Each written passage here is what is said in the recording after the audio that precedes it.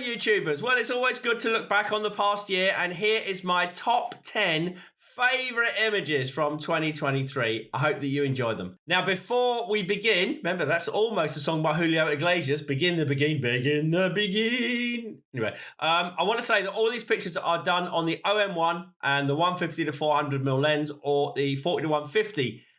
Very few are done with anything wider that I shoot at the moment. They're my two favourite lenses to use.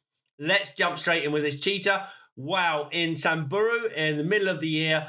Oh my God, it was an amazing sunrise. It was incredible. I wanted to capture the cheetah in it, so I shot it backlit. Shot it wider, actually. I really like the way that the light plays on the background. Look at that, the way the lovely light goes across all the planes there. The sun was a little bit strong. It's a little bit high when we found the cheetah. So I've cut the sun out the top of the picture. I've cropped it out and darkened it slightly. I've compositionally, when you look at this, the front port is forward, which I think is really positive and shows the cheetah is going somewhere and looking at something, which it was. So I hope you like this. That's my number 10 favorite. I love that, nice and wide. I'm going to just keep pressing the laptop that's here. I know you can't see the laptop, but it's here, right? This was taken on a really stormy day at Alwyn on Svalbard. I did a superb video diary for my Patreon channel on this with all the pictures, slideshows, just to show the atmosphere. This is my favorite picture from the day where we got the fulmar just going across the ice there, and it's caught right in the middle. Without that fulmar, I'm not a landscape photographer, right? So I'm not going to want to take that landscape picture without something alive in it. So I've got that fulmar flying across there, small in the frame. That's the point. I want it dominated by those ice cliffs. And I've also left the one in up the top there because the light was just catching the underneath. It's got backlit waterfalls, it's got dark skies, it's got rough seas, and it's got beautiful colours. What more could you want? The most wonderful place to go, especially on a stormy day, Alwyn on Svalbard. I absolutely love it. Now, this is taken with an infrared modified camera. That's right. So it's infrared modified. I've got an OM Systems Mark III that I modified that, about 300 quid from ACS. And I love it because in light conditions, when it's really, really tough, I can shoot still and get really commercial pictures. This is a Malabar hornbill taken in Sri Lanka. Light conditions really, really harsh, really dapply in the forest, really difficult. So I popped the infrared on and boom, look at that. You can see all the detail, everything on it. It looks amazing. I can't believe how good it looks actually when I look at it on the screen. I absolutely love it. And I love using my infrared.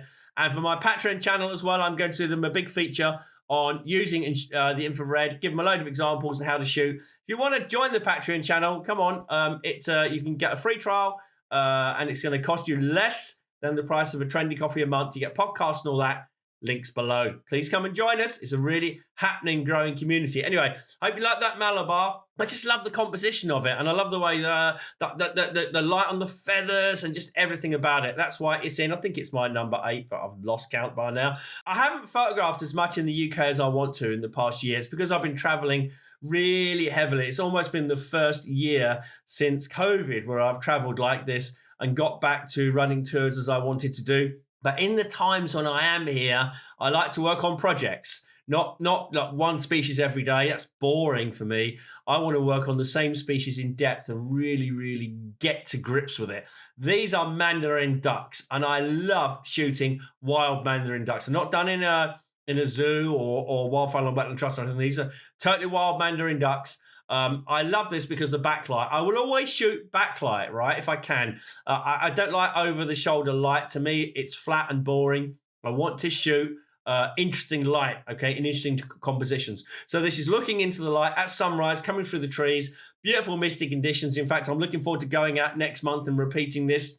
And I love the peace and the calm of this picture. You know, whenever you take a picture, you know, you want that photograph to tell a story, to instill a reaction in somebody or a mood or something like that. This is, I want to go to sleep. It's really, really cool. I love the way the male is asleep. They're equally beautiful ducks. The male and the female are just as beautiful. Everyone says, oh, the Mandarin, it's the male. Look at those beautiful markings on the female. I love photographing ducks. They are so, so cool. Here, composition on the right-hand side, all the mist there, just helping to form the picture. Shot on a white balance of shade, just to really boom it up a bit. And that's on the 150-400. Anyway, on to number 6. And this is one of my top obsessions, wild wolves. I've tried a few times. I've failed a few times. And a couple of times I've been really, really lucky to get a couple of pictures in a few days. But this occasion, oh my God, did we do really well or what? It was a trip for my Patreon channel. We went away, did them, and it was incredible. We had them with us for about 3 hours. It was an amazing, amazing place to be. And I couldn't really do anything spectacular with the light, okay? I don't try to create something from nothing. If the light's not there, then I'll just take really nice pictures, right? And the light wasn't there. It was dank. It was dark. So I shot ISO 3200, nice high ISO, to make sure I could get some kind of shutter speed to stop the motion, because the wolf is like not kind of an animal that sits and stares and chills out. It's always doing something. In a dark forest, I needed to get, now the shutter speed on this is a 1/60th of a second. So even that's quite low.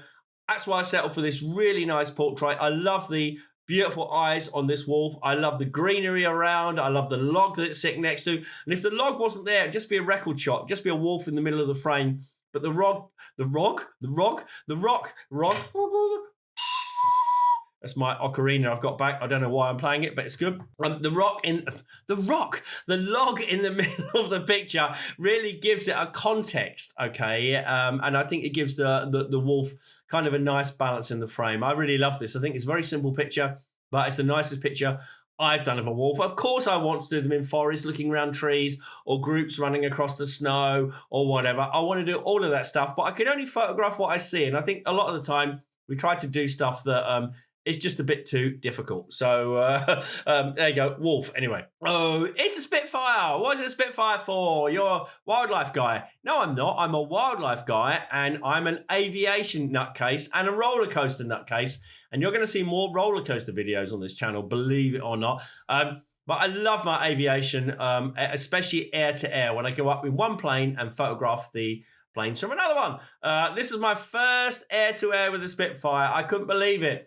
A lot of the time it was over farmland. It didn't really isolate. And then when the Spitfire flew across this body of water, it was like, oh my God, it's fantastic. I had the shutter speed down at an 80th of a second to get that perfect prop that you've got there. Lovely angle. And the wispy clouds over the water really make this picture.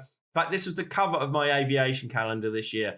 This is a dream, okay? And a lot of this top 10 that you're seeing is showing you my dreams, okay? I dreamt of doing a Spitfire air-to-air. I made it happen. I dreamt of doing wild wolves. I made it happen. Mandarin Ducks, a couple of years ago, I didn't have any. I decided to go and do it. I did my fieldcraft, my research, and now I made it happen, right? Look at my dodgy shirt. Like that, look at that. Isn't it good? I just noticed the shadows across it, which is my lack of lighting ability in the studio. But anyway, I love this. I love the angle and the tilt. You got to follow your dreams and make your photographic dreams happen. All right, where are we now?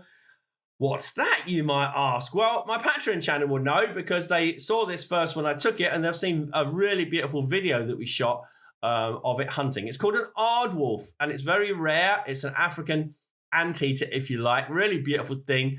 Part of the anteater family. Look at those lovely ears popping up. Oh, it's amazing. Backlit. Couldn't believe it. We deliberately shot it backlit. It took us days to get this picture. It took us a long time to get the aardwolf used to the vehicle. We watched it, we learned, and we applied what we learned, which is, of course, what all good wildlife photographers will do. It's called fieldcraft.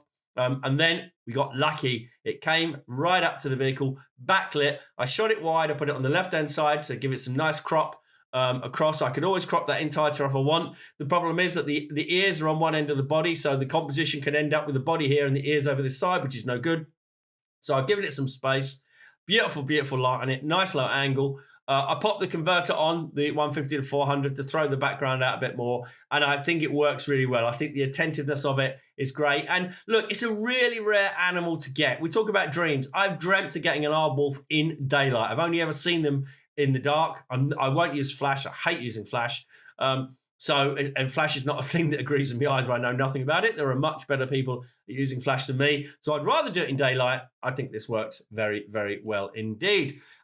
We're up to the top 3, and there had to be a tiger. Well, there were so many tigers that I could have chosen for the top 3. There really were. But I chose this one just because it's really simple, beautiful light on it. It's a dark to light transition. It was coming through the shadows. I looked for these transitions. I saw it coming onto the road. And I thought, yes, look, it's going to come out. It's going to have a dark background. It's going to be brilliant. I'll underexpose it. I made sure I got the composition of the foot coming forward. And I like the fact that the tiger's looking away. A lot of people don't like a picture of a tiger when it's looking at you. It's too aggressive. Well, you're going to see an animal like that in just a minute. But I like this one. I've got loads of tiger pictures I could choose, but I really like this. I think it's really just a simple, nice tiger picture.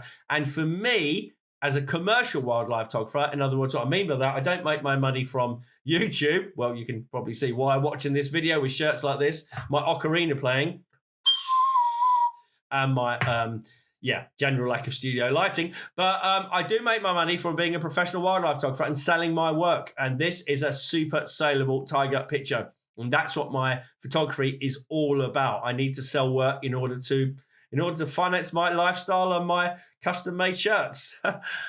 Right, number 2. Wow, look at this one. Oh, water buffalo, Sri Lanka. That sunrise, it was also sunset then. That sunrise was absolutely amazing. It was stunning, and I couldn't find anything. I looked for a vulture in a tree, a dodgy eagle, anything I could find, and I couldn't find anything. That really frustrated me. Came around the corner, and there were these buffalo crossing the water. I just got the right angle, waited until the lead ones were slightly out so you could see the legs, put them on the bottom of the frame, and boom. I love the composition there. I've done very little to that image, and I know they're small in the frame, and I know most people say, oh, they're not sexy animals. All animals are sexy, right? It doesn't matter what it is. It's got to look just cool with the lighting, the composition, and the atmosphere. And I think here it all comes together. And for me, this incredible sunrise, I think I did it justice with this picture. So what's my favorite picture of the year? Well, do you know what? For my Patreon channel, I did actually number 25 to 10 as well. So I chose my top 25. And a few people said, well, you should have put some of the ones out of 25 in the top 10 because they were better. Well, that's everyone's opinion. And my opinion is what counts when I'm doing these reviews. And so it is for you as well. When you're choosing your favorite image, you don't choose it to please social media. You choose it because it means something to you. So you ready? I should play the ocarina again.